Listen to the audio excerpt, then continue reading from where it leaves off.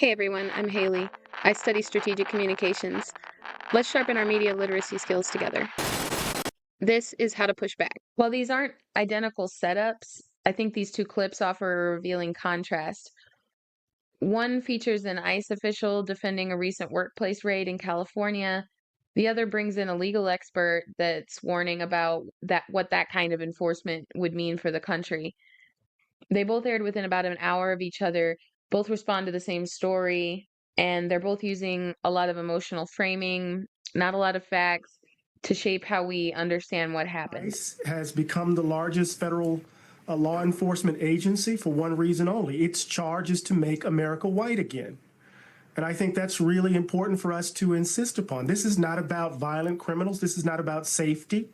This is about trying to address demographic shifts. So MSNBC opens up with a bold claim here that ICE exists to, quote, make America white again. Instead of focusing on safety or criminal enforcement, the speaker is arguing that immigration policy is really about controlling demographics. They're preserving a certain political and cultural identity. What stands out here is the confidence in the framing.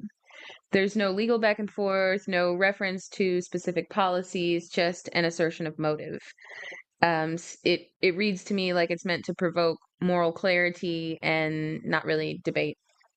Is that this system that was already broken, that was already chaotic and poorly designed to protect basic human rights, is about to exponentially expand. And so you will see detention facilities, much like the so-called alligator Alcatraz. You will see more very violent imagery like horses and military personnel in communities. What people saw in LA is the beginning, and it is what is coming to every community in a very short amount of time. The next clip continues the argument, but it shifts from critique to warning.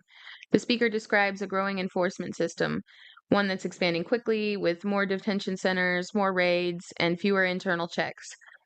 Phrases like military personnel in communities and alligator Alcatraz are being used to create this vivid sense of what expansion could look like. What I'm noticing here is how fear is used, not to justify the crackdowns, but to oppose them. It's a projection of what might come next, I think meant to stir concern and urgency. Thank you, sir. I know you're very busy. Thanks for joining us today. My question to you, if you didn't hear it, was, we just put up this information on the screen that shows that there were more of these workplace operations in prior administrations, and yet they were not met with, people following the vans as they went along and throwing rocks at them, and the violence that your agents are encountering. So what is going on? No, Martha, thank you for having me today. And I really appreciate you highlighting that, because I was a young agent and a young supervisor back under those administrations, and we didn't have these issues. Now you have people blatantly shooting firearms at federal law enforcement officers. It's incredible. We've always heard from the left and other organizations if ICE only had a criminal warrant. Well, we had a criminal warrant. We were going after a marijuana grow facility, which happens to donate to Governor Newsom. And we did it the right way that everybody wanted, serving a criminal warrant against an American business that's harboring and trafficking illegal immigration. And now that we're finding out, forced labor of children. And here, Over on Fox, the framing is very different. The ICE director starts by contrasting this raid with those in past administrations. He's saying that back then the agents weren't being followed, they weren't being attacked or shot at. Now he says they're in danger and it's the fault of the political rhetoric from the left. Then he pivots the story. The raid was targeting a marijuana grow facility, a place that he notes donated to a Democratic governor.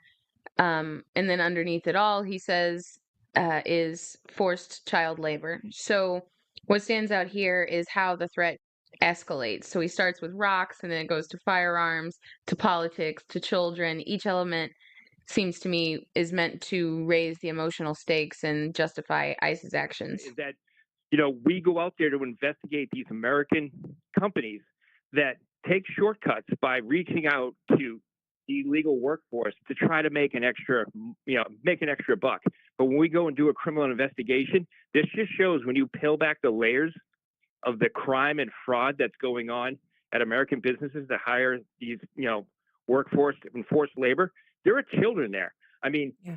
President Trump has made it a priority. Secretary Noem has made it known to the world that we're going to do our best effort to go ahead and recover those 300,000 children that are unaccompanied for right now. And the next part builds on that moral justification. The speaker says ICE uncovered children working illegally. it frames the raid as uncovering hidden layers of crime.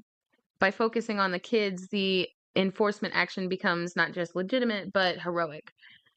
To me, this kind of creates an emotional shield. If ICE is saving children, then protesting these actions feels like missing the point. But again, there's no supporting evidence offered. It's just an appeal to outrage and urgency. Today, we encountered one clip that tells us to fear the system and the other that tells us to fear those who question it. They both used urgency and outrage, and they both framed those emotions as obvious and justified. But emotional clarity doesn't always mean truth. Sometimes the strongest feelings in a story are doing the most work, telling us what to believe before we've even asked a question. I think media literacy is noticing that, not avoiding emotion, but watching how it's used. All right, everyone, thanks for being here with me today. Let me know what you think in the comments, and give a subscribe if you'd like to hear more breakdowns like this. I'm Haley, and this has been How to Push Back.